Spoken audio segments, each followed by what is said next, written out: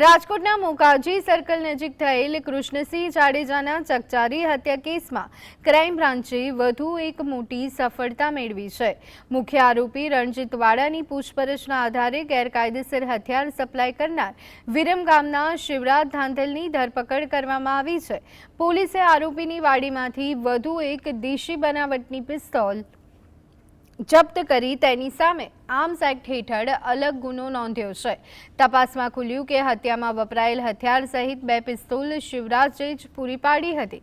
પોલીસે હવે હથિયાર સપ્લાયના નેટવર્કને તોડવા તપાસ તેજ કરી।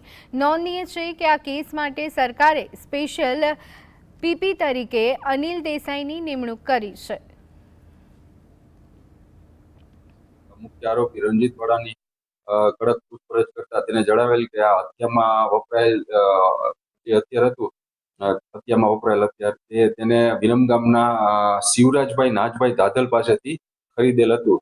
જેના અનુસંધાને રાજકોટ શહેર ક્રાઇમ બ્રાન્ચ દ્વારા આ આરોપી શિવરાજભાઈ ધાધલને વિરમગામથી અટક કરવામાં આવેલ છે।